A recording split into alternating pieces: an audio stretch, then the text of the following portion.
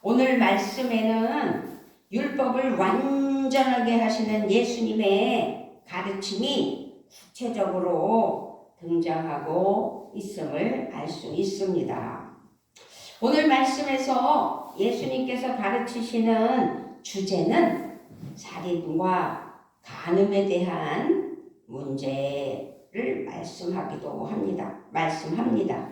어쨌든 먼저 예수님은 10계명 중에 6계명인 살인하지 말라에 대해 말씀하셨고, 전통적으로 살인하지 말라라는 계명은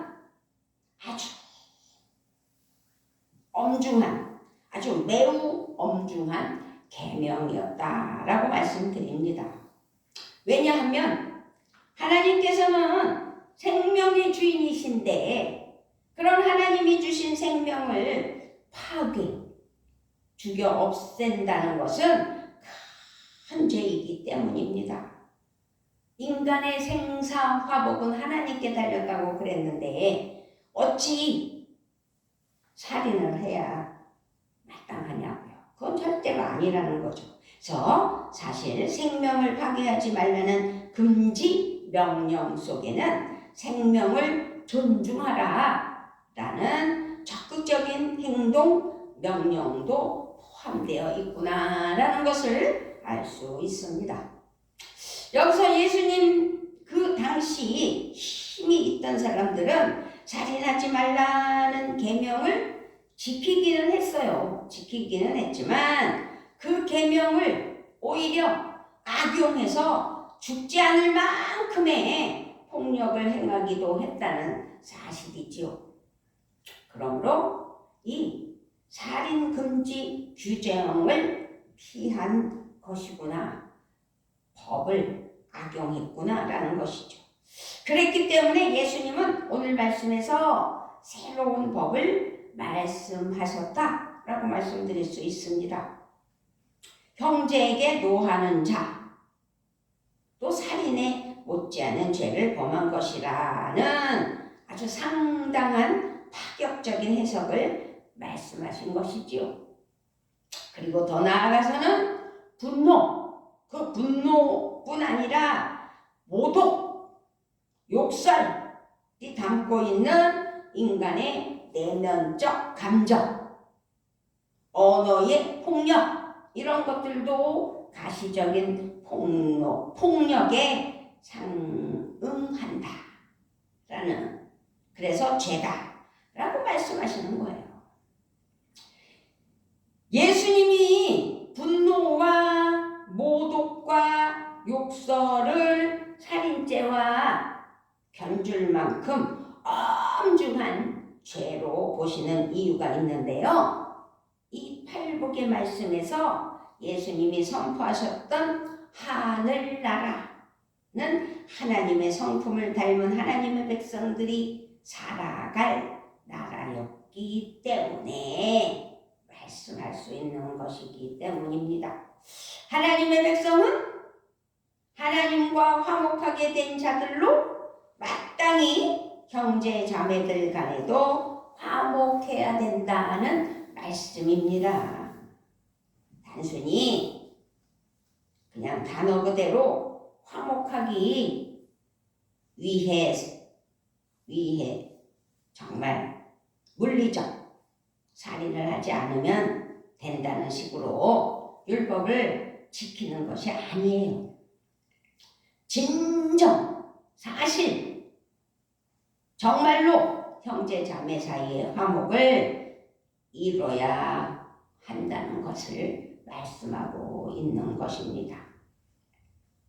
그렇기 때문에 그러한 화목을 방해하는 마음속의 분노, 그 분노로 인한 모독, 그리고 욕설, 이것은 엄중한 죄에 해당되었다라고 말씀드릴 수 있는 것입니다. 만약에 하나님의 형상으로 창조된 형제 자매를 향해 분노하고 그들을 경멸한다면 그 사람은 결코 하나님과 화목할 수 없다 라고 말씀드릴 수가 있는 것입니다. 이런 맥락에서 예수님은 하나님께 예배 드리는 일에 대해 말씀하고 있습니다. 23절, 24절을 한번 볼까요? 23절, 24절 시작. 그러므로 예물을 제단에 드리려다가 거기서 내 형제에게 원망 들을 만한 일이 있는 것이 생각나거든 예물을 제단 앞에 두고 먼저 가서 형제와 화목하고 그 후에 와서 예물을 드리라. 아멘. 그곳에서 예수님은 형제에게 분노와 경멸의 언어를 쏟아낸 뒤에 원망을 샀다면 그 형제와 화목을 이룬 뒤에 제단 앞에 나와 예물을 드리며 예배 드릴 수 있다라고 말씀하신 것입니다. 그 이유는요, 하나님께 예물을 드리는 예배가 하나님과의 화목을 전제하고 있기 때문이라는 사실이지요. 그렇다면 언제 화목해야 되는 것인가? 오늘 25절, 26절 말씀에서는 화해의 시급성에 대해 또 설명을 하고 있습니다. 25절, 26절입니다. 너를 고발하는 자와 함께 길에 있을 때에 급히 사화하라. 그 고발하는 자가 너를 재판관에게 내어주고 재판관이 옥리에게 내어주어 옥에 가둘까 염려하라. 진실로 내게 이르노니 내가 한 푼이라도 남김없이 다 갚기 전에는 결코 거기서 나오지 못하리라. 아멘. 지금 25절, 26절 말씀에서는 이 말씀에서 그리고 있는 상황은 우리식으로 다시 말씀드리자면 소송으로 법정에 가는 중이다 라고 볼 수 있는데요. 이런 상황에는 함께 법정을 향해 가는 길, 바로 이 길은 화해할 수 있는 마지막 기회를 주는 뜻을 표현하고 있는 것이기 때문에 그래서 25절에서 급히 사화하라고 말하는 것이고 26절에서는 그렇지 못할 경우 경험하게 될 손해에 대한 말씀으로 말씀해 주시는 거예요. 26절은 진실로 내게 이르노니 내가 한 푼이라도 남김없이 다 갚기 전에는 결코 거기서 나오지 못하리라. 이어서 27절부터 30절에서는 뭐라고 돼 있나요? 27절부터 30절 또 간음하지 말라 하였다는 것을 너희가 들었으나 나는 너희에게 이르노니 음욕을 품고 여자를 보는 자마다 마음에 이미 간음하였느니라. 만일 내 오른 눈이 너로 실족하게 하거든 빼어버리라. 내 백체 중 하나가 없어지고 온몸이 지옥에 던져지지 않는 것이 유익하며 또한 만일 내 오른손이 너로 실족하게 하거든 찍어내버리라. 내 백체 중 하나가 없어지고 온몸이 지옥에 던져지지 않는 것이 유익하니라. 아멘. 이 29절로 30절에서 눈을 빼어버리고 손을 찍어버리라는 이 말씀은 어떻게 우리가 받아들여야 함을 말씀하고 있는 거예요. 이 말씀은 하늘나라를 사는 제자에게 어울리지 않는 삶의 방식이 있다면 그것을 과감히 잘라 버려야 함을 강조한 표현이다라고 말씀드릴 수가 있는 것입니다. 그 당시 그 시절에 바리새인들이 지켰던 율법의 행위는 매우 엄격했다는 사실 알고 있을 것입니다. 하지만 그렇게 단순히 율법을 지킴으로 사람이 의로워지는 것은 결코 아니라는 것을 우리는 알고 있습니다.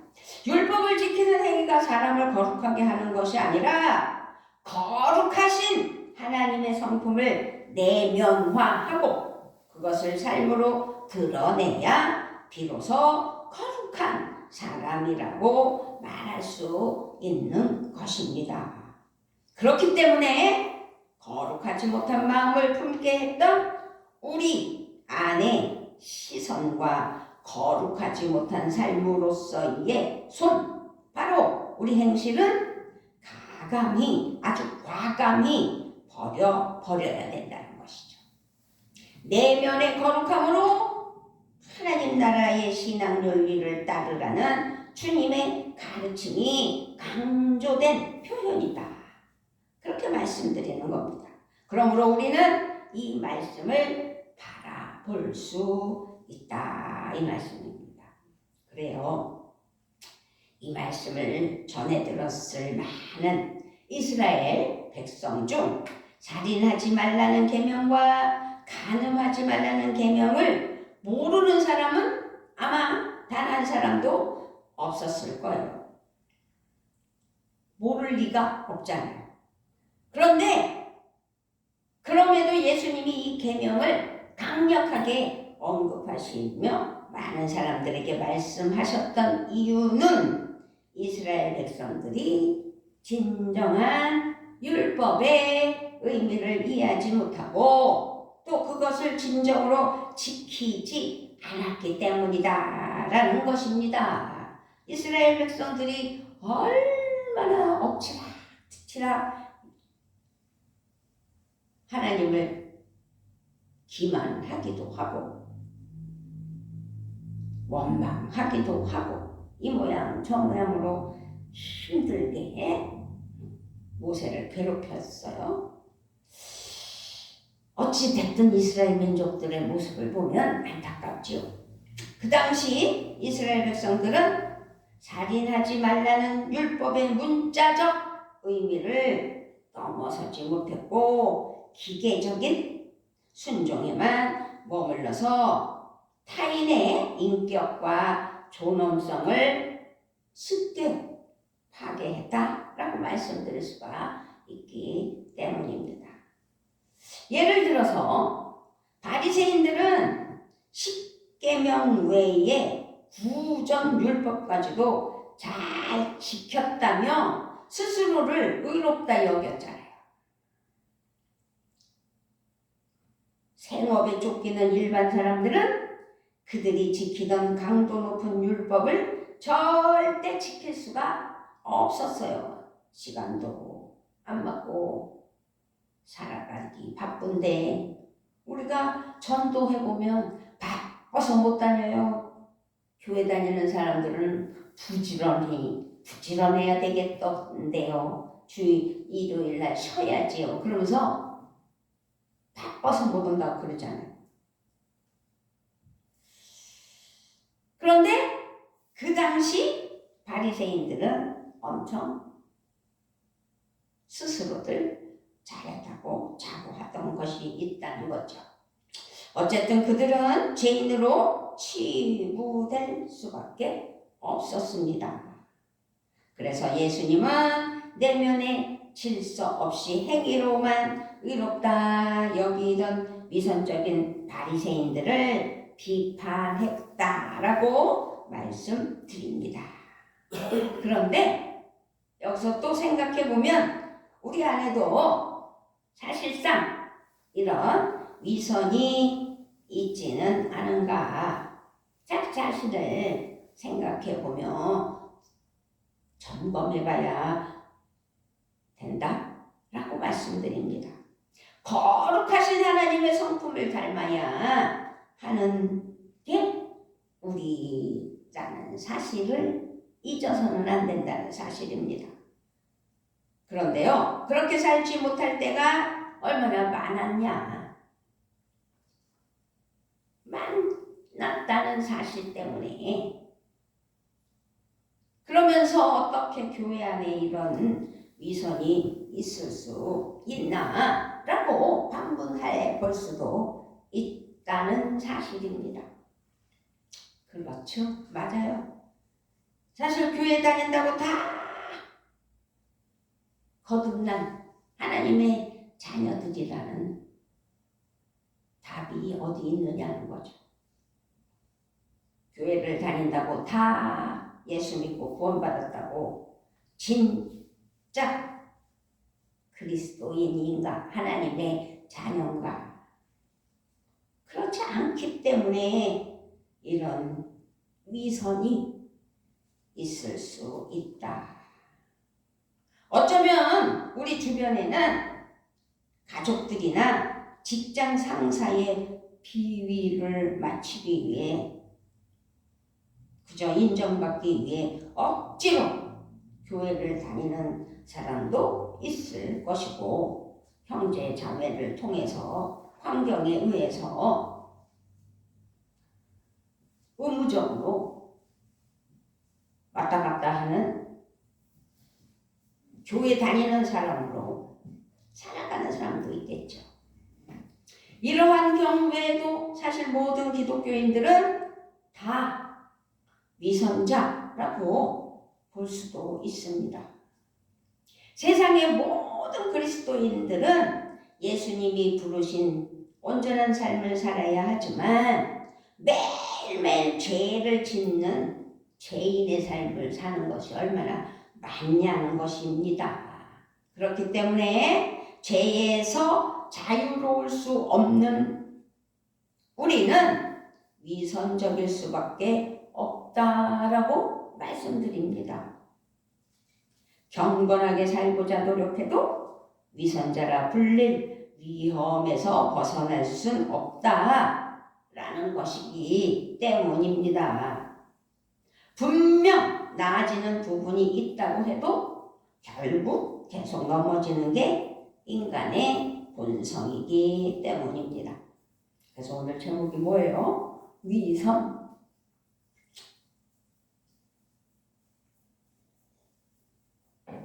위선자.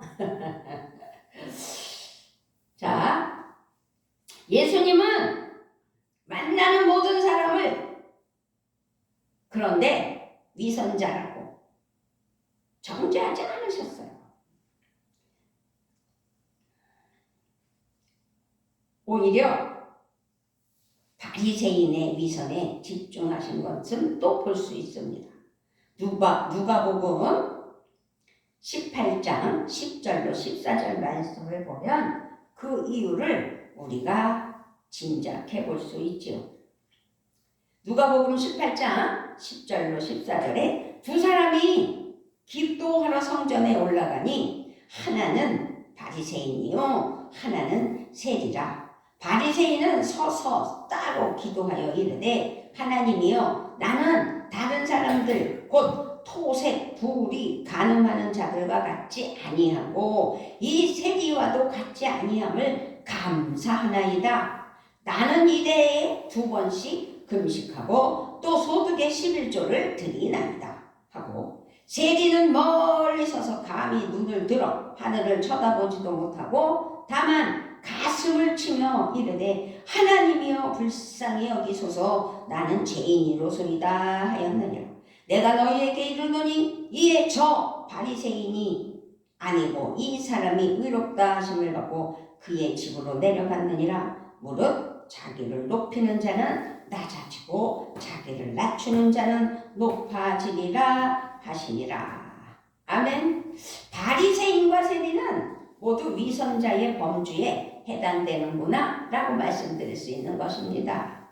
하지만 이 둘의 차이는 스스로를 죄인으로 고백하느냐에 있다는 사실이죠.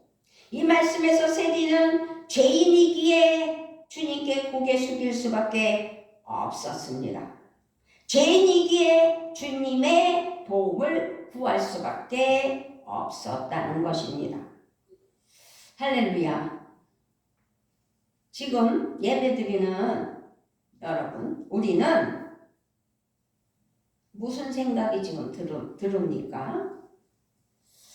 병원에 가보면 병원에는 환자들이 많습니다. 간혹 환자들을 보면 마음이 아프기는 해요. 그러나 환자 자체를 보고 놀라지는 않습니다. 병원은 병을 고치려고 환자들이 모이는 곳이기 때문에 당연히 환자들이 많이 있기 마련입니다. 교회도 마찬가지라고 말씀드릴 수 있습니다. 우리는 모두 영적으로 중병에 걸려 있다고 또 말씀드릴 수가 있습니다. 왜? 교회는 상처 입고 다친 사람이 예수님의 은혜로 천천히 회복되는 은혜를 경험하는 곳이 분명한데, 그 교회에 위선자는 있을 수밖에 없다는 것을 말씀드립니다. 그럼에도 불구하고 하나님은 위선적인 위선자들에게 지속적으로 율법의 정신을 보여주셨고 또 행하셨다는 사실입니다. 비록 위선이라는 것을 쓰고 부족한 자신의 모습을 가려왔던 우리를 하나님께서는, 예수님께서는 벌하지 않으셨고 우리를 기다려 주셨다는 사실입니다. 그리고 또 우리를 사용하십니다. 성경 말씀에는 그런 우리의 삶을 하나님이 은혜로 덧입혀 주시며 함께 하셨다는 것들이 많이 기록되어 있습니다. 아담과 하와는 하나님의 말씀에 불순종하여 죽어야 했지만 하나님은 그들을 죽이지 않으시고 가죽옷을 입혀주셨습니다. 야곱은 탐욕으로 아버지와 형 그리고 삼촌을 속이며 살아왔지만 하나님께서 그의 환도뼈를 치시면서까지 그의 옛사람을 죽이시고 하나님의 사람으로 새롭게 빚어가시는 것을 볼 수 있었습니다. 이게 바로 우리 하나님의 은혜라는 사실입니다. 그렇습니다. 이 위선의 삶인 우리의 진실한 얼굴을 우리가 가리고 살아왔다는 사실을 기억해야 됩니다. 말씀을 대하는 우리의 모습도 어떻게 보면 위선이 많지요. 그렇습니다. 우리는 말씀의 의미를 이해하고 그것으로 우리 자신을 반추하기보다는 때때로 바리새인처럼 말씀으로 다른 누군가를 정죄했고 그것으로 스스로 위안을 얻으려 할 때가 많았다라고 말씀드립니다. 그렇게 살아왔다고 고백할 수밖에 없습니다. 더 이상 말씀은 문자적으로 눈과 입으로만 읽어서는 절대 안 된다는 것을 오늘 깨달았으면 좋겠습니다. 우리 가슴, 우리 몸, 이렇게 우리는 말씀 신앙이 억지 믿음이 아닌 감동에 의한 실천으로 드러나야 되지 않겠습니까? 그러기 위해서는 우리는 가식적인 신앙의 위선을 십자가 앞에 내려놓아야 합니다. 내가 부족함을 고백하며 하나님 앞에 회개해야 합니다. 내가 죄인이었음을 인정해야 합니다. 그럴 때 우리 하나님께서는 우리의 빈 마음에 찾아오시고 우리로 진실한 삶을 살도록 도와주시지 않겠느냐는 것입니다. 바라기는 2월이 됐고 또 명절이 돌아오고 이 모양 저 모양으로 분주함으로 또 2월 한 주 또 한 주 이렇게 지나갑니다. 이럴 때일수록 우리는 우리의 위선을 벗어버리고 솔직하고 진실한 얼굴로 성자 성령 하나님을 바라보며 대면하며 더 나아가서는 우리 옆에 우리 자녀들, 우리 형제들, 친인척들, 나와 관계 맺는 모든 지인들을 대면하는 우리 모두가 하나님 앞에